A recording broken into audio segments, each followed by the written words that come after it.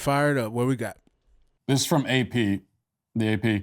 Oxford University Press has named Riz as its word of the year, highlighting the popularity of a term used by Generation Z to describe someone's ability to attract or seduce another person. Matt Walsh will never, and I mean never, squander an opportunity to reveal himself for the out-of-touch idiot that he is. It topped Swiftie, which is an enthusiastic fan of Taylor Swift, situationship, an informal romantic or sexual relationship, and prompt, an instruction given to an artificial intelligence program. Well, that's not even a new word. Yeah, well, obviously they're referring to the new context the word is being used in now. You know, the context you literally just read before you said that's not a new word. Yeah, we know it. It's going to be the whole video with this nonsense. It is. Riz is believed to come from the middle of the word charisma and can be used as a verb, as in to riz up or chat someone up, publisher said. It speaks to how younger generations create spaces where they own and define the language they use. From activism to dating and wider culture, as Gen Z comes to have more impact on society, differences in perspectives and lifestyle play out in language too.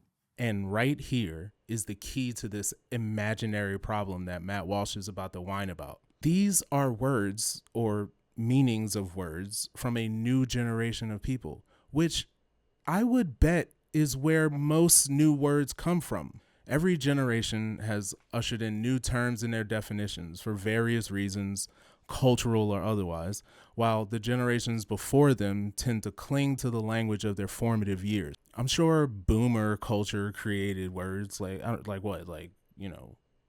jukebox or dysentery. I don't know.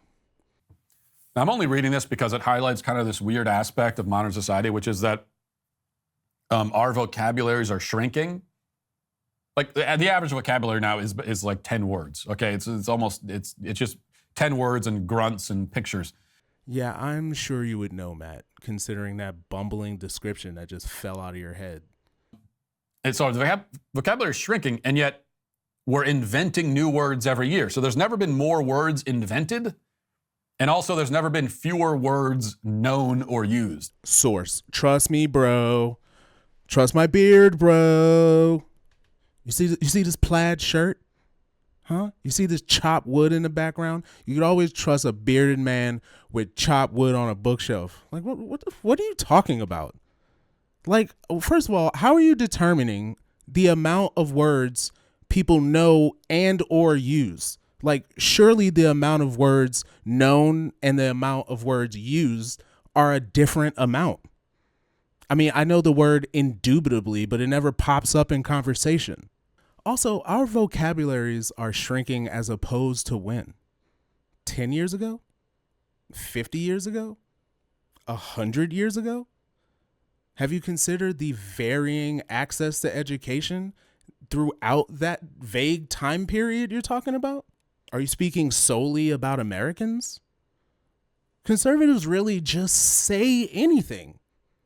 Anything. So it's like we're doing to the English language what we've done to churches.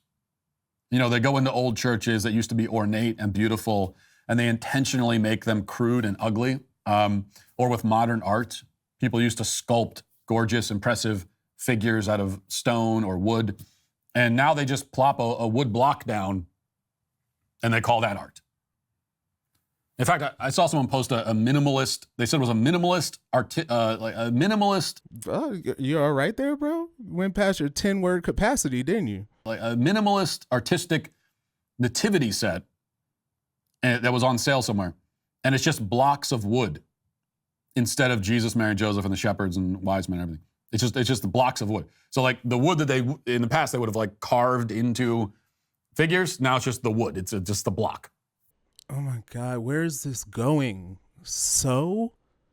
You can't attribute all art you don't like to the downfall of society. Also, this isn't very Christ-like of you, okay? I'm sure Jesus would enjoy all nativity scenes because it is the thought that counts. And that's what we're doing with language. We're replacing distinct and beautiful words with blocks of wood. This is the dumbest analogy I have ever heard. Words are not being replaced, you drama queen. Oxford didn't ban the word charisma. They simply recognize Riz as a new word conceptually being used the same way charisma is. All words are meant to do is convey concepts among the people who have agreed to use them that way. You don't have to say Riz, man.